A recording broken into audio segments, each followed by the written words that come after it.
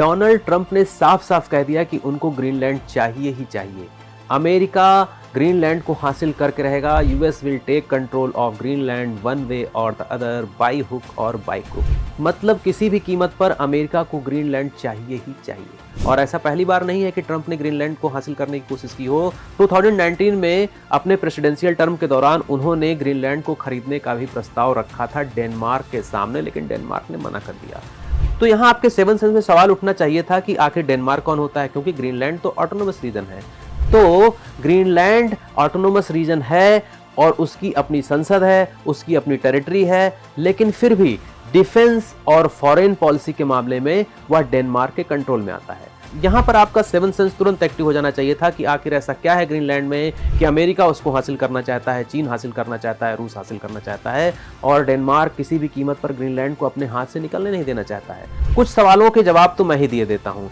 Denmark में है Pituffik space base, जो कि है यूएस का स्पेस फोर्स इंस्टॉलेशन सेंटर। इसे थुले एयरबेस के भी नाम से जाना जाता है। अमेरिका का सबसे उत्तरी सैन्य अड्डा, और इसका उपयोग अमेरिका मिसाइल वार्निंग में भी करता है, मिसाइल डिफेंस में भी करता है, स्पेस सर्विलांस में भी करता है, और यह चाहता है कि यह एरिया पूरी तरह से उसके कंट्रोल में आ जाए।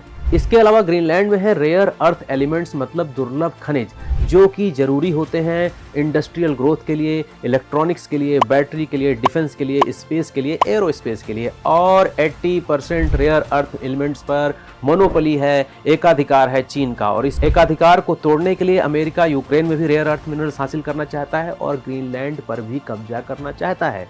चीन भी एक्टिव है, ग्रीनलैंड में खनन और इंफ्रास्ट्रक्चर प्रोजेक्ट में निवेश करना चाहता है, ग्रीनलैंड पर अपना अधिकार जमाना चाहता है, और अमेरिका यह बिल्कुल होने नहीं देना चाहता। इसके अलावा आर्कटिक एरिया का हिस्सा है ग्रीनलैंड, और ग्लोबल वार्मिंग की वजह से, जलवायु परिवर्तन की वजह से यहाँ बर्फ लगातार पिघल रही है। नेविगेशन के नए मार्ग खुल रहे हैं, ट्रेड के नए रूट मिल रहे हैं। चीन और रूस इन ट्रेड रूट्स पर कंट्रोल करना चाहते हैं ताकि व्यापारिक गतिविधियों को बढ़ा सकें।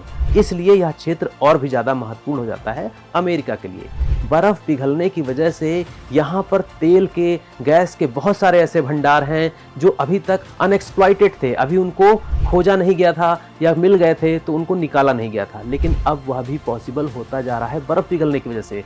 फूड सिक्योरिटी के हिसाब से देखें तो फिशरीज का, मत्स्य संसाधन का बहुत ही इंपॉर्टेंट क्षेत्र है, और बर्फ़ पिघलने की वजह से यहाँ पर मछलियों को पकड़ना, मछलियों को पालना भी आसान हो गया है। जलवायु परिवर्तन के प्रभावों का अध्ययन करना हो या स्पेस रिसर्च करनी हो, उसके लिए भी यह एरिया बहुत ही इंपॉर्टेंट हो जाता है।